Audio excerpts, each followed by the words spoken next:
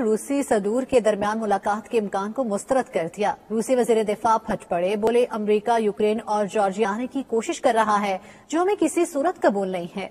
روسی وزیر خارجہ بولے سابقہ سوویت ریاستوں میں فوجی تنصیبات کا قیام تشویشناک ہے، نیٹو کا 1997 کی پوزیشن پر واپس جانا بہت ضروری ہے۔ روسی وزارت خارجہ کی ترجمان ماریا زخارووا بولی روس نے ابھی تک مغربی پابندیوں کے جواب میں کوئی اقدامات نہیں اٹھائے ہیں۔ مزید تفصیلات جانتے ہیں، ماسکو سے ہمارے ساتھ موجود ہیں شاہد گھمن بتائے گا مزید کیا کہنا تھا ماریا زخارووا کا۔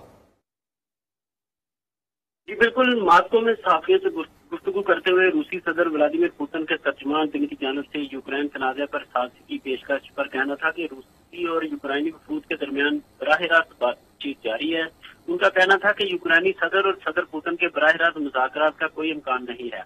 روسی صدارتی ترجمان نے کہا کہ یوکرین میں فوجی آپریشن میں روس کے نقصانات کے بارے میں کوئی ڈیٹا نہیں ہے، اس لیے تفصیلات شیئر نہیں کر سکتا۔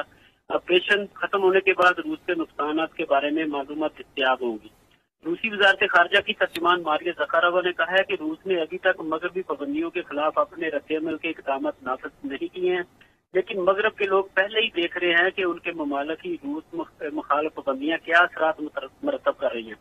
ان کا کہنا تھا کہ مغرب کے لوگ جانتے ہیں کہ ان کے پاس توانائی کے ذرائع پر اتنی قیمتیں کیوں ہیں، وہ جانتے ہیں کہ ان کی معیشتوں کے مختلف شعبوں میں کیا ہو رہا ہے۔ ان کا کہنا تھا کہ مغرب میں لوگ اپنے لیڈروں سے پوچھ رہے ہیں کہ کیا ہو رہا ہے، وہ صرف وائٹ ہاؤس اور محکمہ خارجہ کی بریفنگ، برسلز اور لندن سے جھوٹ سنتے ہیں، لیکن لوگ ان پر یقین نہیں کرتے۔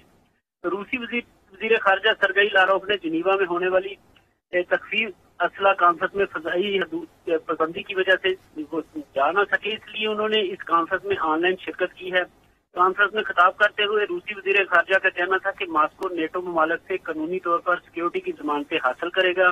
انہوں نے زور دے کر کہا کہ یہ مسئلہ نیٹو کی مزید توسیع سے انکار اور بخارسٹ فارمولے کو ترک کر رہا ہے، جس میں یوکرین اور جارجیا کو امریکہ کی زیر قیادت نیٹو کا رکن بنتے ہوئے دیکھا جا رہا ہے۔ جی ان کا کہنا تھا کہ نیٹو کے ارکان سے قانونی طور پر سیکیورٹی کی ضمانتیں حاصل کرنا انتہائی اہمیت کا حامل ہے، جبکہ روس کو قانونی طور پر سیکیورٹی ضمانتیں فراہم کرنے کے لیے ابھی تک کوئی آمادگی ظاہر نہیں کی گئی۔ ابھی تک امریکہ کی جانب سے اور نیٹو کی جانب سے کوئی آمادگی ظاہر نہیں کی گئی ہے۔ بہت شکریہ، آپ نے اس حوالے سے اپڈیٹ کیا شاہد گھمن۔